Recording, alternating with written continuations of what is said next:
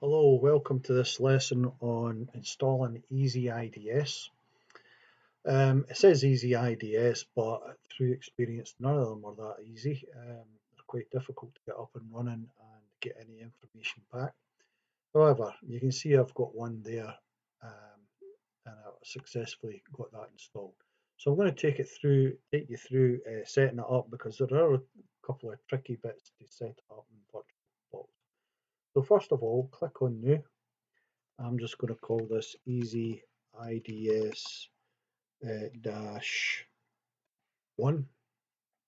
That's because I've already installed one there. Actually, what I'll do is I'll just call it Easy dash IDS. You can call it what you want. I'm going to leave it as Microsoft Windows and Windows 7 64-bit because previous installations I changed it to CentOS, which is what it is, and also Debian, and it's caused all kinds of problems. For some bizarre reason, it worked fine under Windows 7. So even though it's a Linux operating system. So click Next. 2048 RAM is fine. Click Next, Next, Dynamic. 32 is fine, but I'm just going to make this 42. Create. And before we boot it up, if we go into settings here, a couple of things we need to do. We don't need to give it two processors, but if you want, you can. We're going to change the adapter to bridge. Now make sure it's bridging the adapter that you're connecting to the internet with. So whether it's an Ethernet or wireless adapter. As well as that, we're going to enable a second adapter and bridge that also because we're going to use a base machine to generate the traffic. Why do we need two? We need one for managing the network, the IDS system, and one for monitoring the traffic. And this is the problem I had earlier on when I wasn't seeing any traffic. And the minute I switched this one to bridge, it started coming across. Okay, but it depends on yourself. If you've got virtual machines that's generating traffic, then you can set this to internal. So now that we've done that, just OK that. Click Start. And I'm going to grab the iOS. Now you can get the iOS from SourceForge. It's in the exercise folder. Just click here and I've got mine in my downloads. And we're going to start that up. Now we have to be very quick on this because there's a menu here. Click in there, and what we want to do is try and get to that top menu if possible. So one in the format, hit enter there. Main menu, let's try that.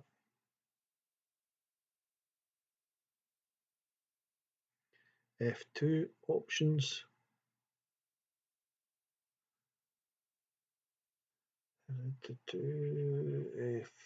F3, F4.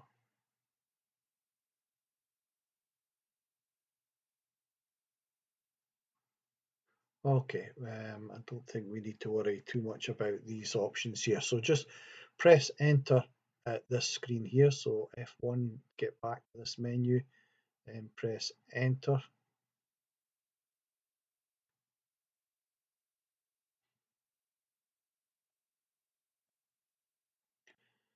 It'll also take a little while to install.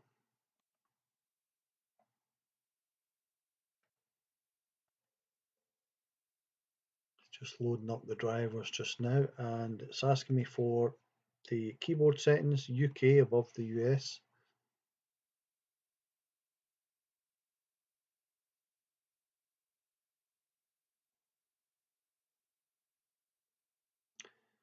And what I found with Linux systems is, especially in a virtual machine, it's not easy to see how you can tick that box, but it's actually the space bar. You can see how that star is appearing. So space bar, system clock, and tab down to OK. Then it says pick a root password. There's going to be two accounts. There's going to be the root password, and there's also going to be the password for the account that we're going to use to log in and manage the IDS.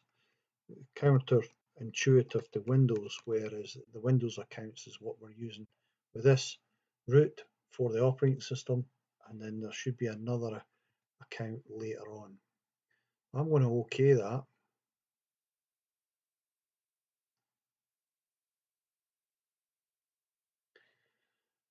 And this next bit is going to take a bit of time, so I'm just going to pause the video here.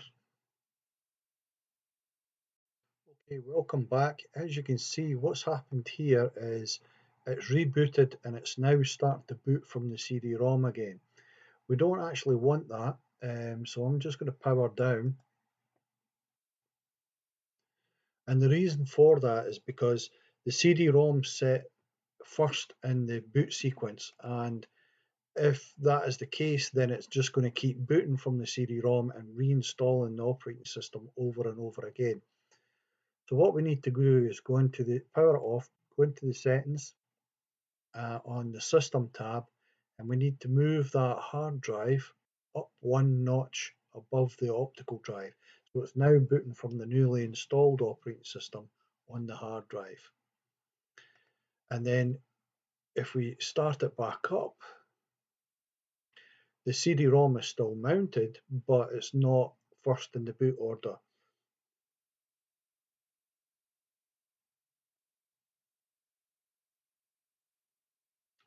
So here we go.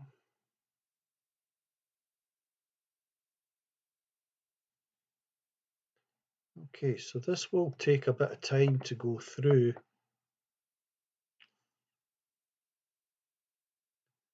Wait for driver initialization.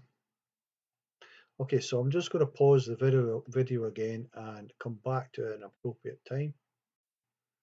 Okay, welcome back. I'm not keen on pausing videos in between because I have lost a few before and spent hours and had to redo them again. But anyway, hopefully this goes okay.